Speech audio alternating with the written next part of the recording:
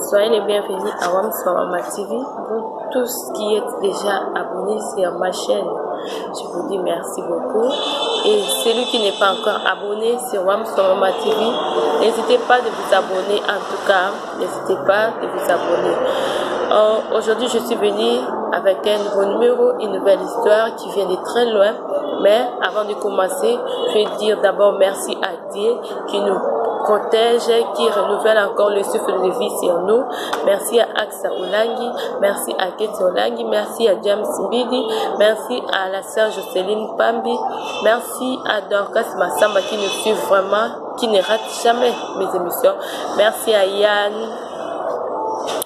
à maître Yann, Yann et les Tossé, l'ami de Samuel Wassilo. Merci à Sephora, Rosie, mes amis, tous ceux qui sont de près, de loin, je vous aime en tout cas. Aujourd'hui, je suis venue avec l'histoire. Cette histoire vient de très loin, ça vient de la ville de Libreville au Gabon. C'est l'histoire d'une sœur qui parle comment elle est négligente, donc ne prenez pas seulement les mauvais côtés de l'histoire, mais prenez ça aussi des bons côtés. Je partage cette émission, je suis dans la salle de cours. Désormais, vous allez aussi suivre les cours en ligne. Les cours en ligne, la programmation est bon. N'hésitez pas surtout de me contacter. Celui qui a besoin aussi d'une formation en Word, Excel, PowerPoint, donc tout. Je donne. Il y aura des séances de cours en ligne. Mais je me concentre d'abord sur ce que je vais faire aujourd'hui. Aujourd'hui, nous parlons de l'histoire. C'est une sœur qui s'appelle Nathalie, qui avait sa petite sœur qui s'appelait Sandra. Les parents vivent au village. Les parents vivent au village. Comme vous savez, au village, il n'y a pas de bonnes universités. Ils ont eu leur baccalauréat là-bas et ils devaient aller à l'université. Ils sont venus, ils ont quitté le village pour la ville. Arrivés à la ville, les parents louaient une maison pour eux parce qu'ils ne travaillaient pas. Ils sont venus à la ville pour étudier. Ils ont loué une maison. La sœur a commencé à habiter avec sa petite parce que toutes elles sont venues du village. Donc les parents, ils ont commencé à cohabiter là-bas en ville. Maintenant, comme les parents ne sont plus, la sœur n'a plus un mot à dire sur sa petite sœur. La petite sœur faisait du n'importe quoi. La sœur, au lieu d'appeler les parents, elle alla garder ce que sa petite sœur faisait parce que selon elle, c'est sa vie. Qu'elle gâche de sa vie, ça va lui dire absolument rien parce qu'elle se concentre aux études. Vu que la petite est devenue impolie, donc elle a tout négligé.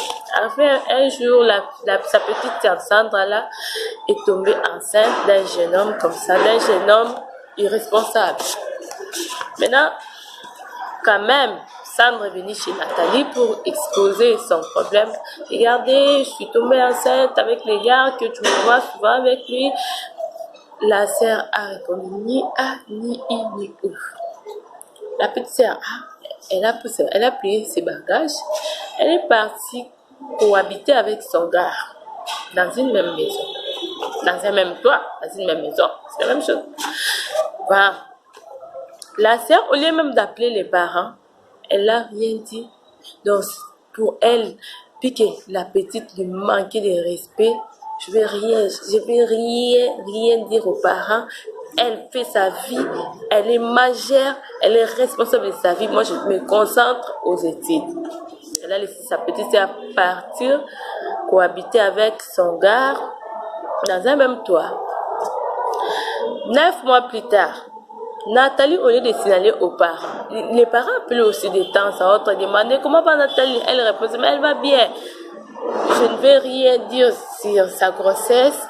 Puis qu'elle-même, elle est responsable, elle me manque de respect ici, qu'elle prenne soin de cela. Donc, ça n'engage qu'elle.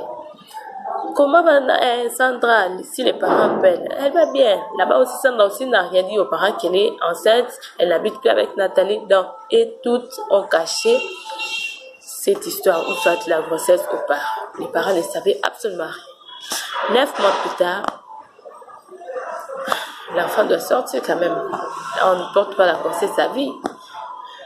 Arrivé le jour de l'accouchement, Sandra a perdu beaucoup de sang, donc elle a rendu l'âme. Elle a donné naissance à une belle créature, mais elle a rendu l'âme.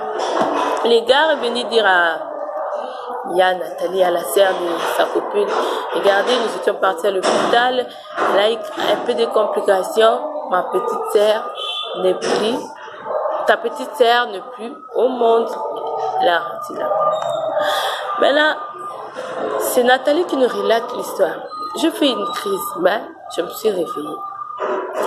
J'ai caché la grossesse pendant 9 mois. C'était moi qui étais responsable de Sandra. Bien qu'elle m'ait manqué du respect, j'ai rien dit aux parents du début jusqu'à la fin. Aidez-moi, je ne sais quoi dire, je ne sais quoi dire. Que dirais-je à mon père? Que dirais-je à ma mère? Nous ne sommes nés que deux. Je suis restée la seule. Je veux dire quoi? Tout l'amour de mes parents sont concentrés sur notre cadette Sandra. C'est elle la cadette. Moi je suis l'aînée, elle la cadette. Et nous avons l'écart d'âge. Je ne sais quoi dire à mes parents. Aidez-moi en tout cas. Toi, j'ai fini l'histoire en tout cas, c'est clos. Aidez la sœur, hein? Si vous avez quelques petites idées à donner à Nathalie, n'hésitez pas surtout de mettre les commentaires. Mettez vos commentaires, elle va voir. Mais vous voyez comment la haine nous pousse à agir mal, même envers les gens qu'on ne peut pas faire du mal. Parce que ma petite sœur m'a manqué de respect. Moi, je savais que c'est sa vie. Laissez vos commentaires, en tout cas, moi j'ai fini pour aujourd'hui. Je dis merci à tous ceux qui sont abonnés. Merci à tout le monde. Mettez les commentaires, laissez les commentaires. N'hésitez pas surtout d'aimer la page Jésus mon tout. Aimez la page Mathilde Wasilwa Matondo. Quant à moi, je vous dis bye, au revoir pour un nouveau numéro. Bye.